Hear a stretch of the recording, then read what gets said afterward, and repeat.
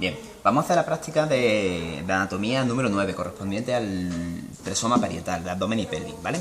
Lo primero que vamos a hacer va a ser comenzar a hablar del diafragma. Vamos a retirar todos los planos hasta llegar al diafragma. Bien, aquí tenemos el músculo diafragma. El músculo diafragma se divide en tres porciones. Por un lado tenemos la porción external, por el otro lado tenemos la porción costal, que también viene en la parte más profunda, porción costal, y por último tenemos la porción lumbar.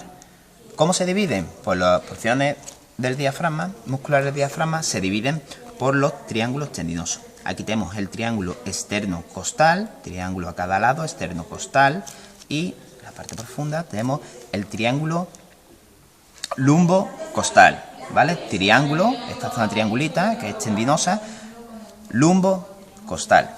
Bien, ahora, la porción lumbar, cuando se inserta, va a delimitar ligamentos arcuatos. Tenemos el ligamento arcuato lateral o arco del músculo cuadrado lumbar, tenemos el ligamento arcuato medial o arco del músculo psoas y el ligamento arcuato medio o hiato aórtico, ¿vale? El hiato aórtico, ¿vale?, es un orificio por el que pasa la arteria aorta y otras estructuras que vamos a ver, y está delimitado por las siguientes estructuras. Hemos dicho antes el ligamento arcuato medio y los pilares del psoas, ¿vale? Uno a cada lado, pilares del psoas.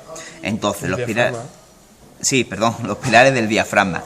Pilares del diafragma, ¿vale? Derecho e izquierdo. Los pilares del diafragma, junto al ligamento arcuato medio y la cara anterior de los cuerpos vertebrales, delimitan un orificio por el que pasa la arteria aorta. Entonces, esto es el hiato aórtico. Bien, ahora hay otras estructuras que atraviesan el diafragma y lo van a atravesar por su zona central, que es el centro frénico, que es de naturaleza tendinosa, no muscular. Y estas estructuras son la vena cava. La vena cava atraviesa el centro frénico por el foramen de la vena cava, ¿vale? Es un orificio por el que pasa la vena cava. También tenemos el esófago, que lo atraviesa por el hiato esofágico. Bien, ahora la pregunta, ¿por qué la arteria aorta no atraviesa, o mejor dicho, ¿por qué la vena cava atraviesa la zona tendinosa y no la zona muscular? Pues bien, todos sabemos que las venas, sus paredes son más débiles. Entonces, ante una contracción brusca del diafragma, podrían sufrir un colapso, se saturan o se cierran. Entonces, para que esto no ocurra, atraviesan la zona tendinosa donde no hay riesgo de estrangulamiento. Bien, por último tenemos dos estructuras más que atraviesan el diafragma, que lo atraviesan por los hiatos esplácnicos, hiatos esplánicos, que pasan dos nervios, los nervios esplánico mayor y el nervio esplánico menor, ¿de acuerdo?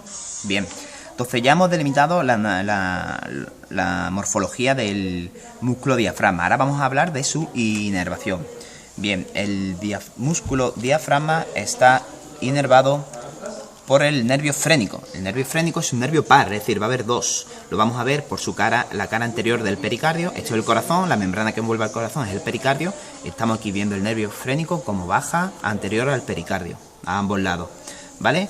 Entonces va a llegar al diafragma, aquí lo estamos viendo, por arriba. Y en su parte profunda también se hace visible.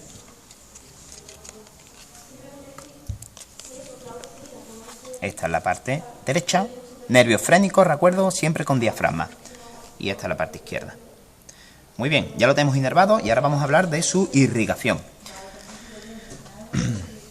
El músculo diafragma va a recibir sangre tanto de la parte superior como de la parte inferior.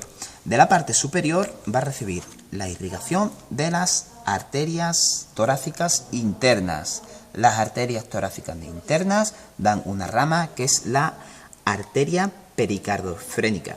La arteria pericardiofrénica, que es la que va en la zona más lateral del pericardio, ¿vale? Esta se pierde un poquito posterior, pero esta la estamos viendo aquí muy anterior. Da ramas pericárdicas, arterias pericárdicas para irrigar el pericardio, pero ahora no es lo que nos ocupa.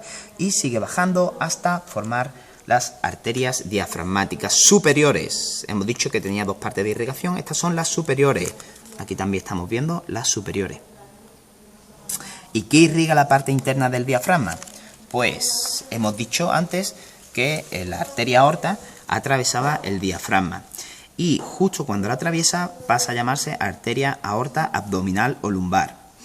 Justo cuando pasa el hiato aórtico, da dos ramas, dos arterias, las arterias diafragmáticas inferiores, ¿de acuerdo? Entonces ya lo tenemos inervado, irrigado y delimitado su morfología. Ahora vamos a pasar a hablar del sistema neuromuscular del suelo pélvico. El suelo pélvico va a estar conformado por el diafragma pélvico y por dos músculos externos al diafragma. Los dos músculos externos al diafragma son, aquí lo vemos en un tono fucsia, el músculo piriforme o piramidal de la pelvis y el músculo obturador interno. Aquí lo estamos viendo, aquí tiene un corte transversal y aquí estamos viendo sus fibras.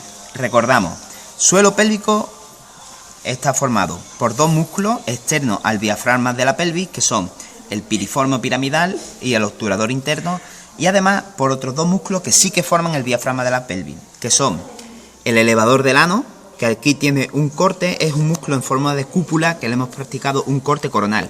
Entonces, lo estamos viendo aquí el corte y también lo estamos viendo aquí. ¿Vale? Antes de hablar de él, vamos a hablar del músculo isquiocoxígeo. Bien, desde el isquio hasta el coxis, isquiocoxígeo. Bien, y ahora vamos a hablar del elevador del ano. El elevador del ano tiene tres porciones. Por un lado, tenemos el músculo iliocoxígeo. Va desde el ilio hasta el coxis. Por el otro lado tenemos el pubocoxígeo, viene desde el pubis hasta el coxis. Y por último tenemos el pubo rectal, que sería un poquito más posterior al anterior, quedaría formando el más próximo al suelo. Recapitulamos el elevador del ano. Tenemos el iliocoxígeo, pubocoxígeo y pubo rectal, quedaría posterior. Bien, nos vamos a centrar en el músculo pubocoxígeo, porque tiene una particularidad. Según el sexo, sea hombre o mujer, van a desarrollar unas fibras que van a envolver a diferentes estructuras. Estas fibras se llaman músculo puboprostático cuando es un hombre, van a rodear a la próstata, como su nombre indica, y se van a llamar músculo pubovaginal cuando rodean a la vagina, en el caso de una mujer, evidentemente. Recordamos que todos los músculos del suelo pélvico, ya sean de la parte del diafragma o los dos externos, están inervados por el plexo sacrocoxígeo.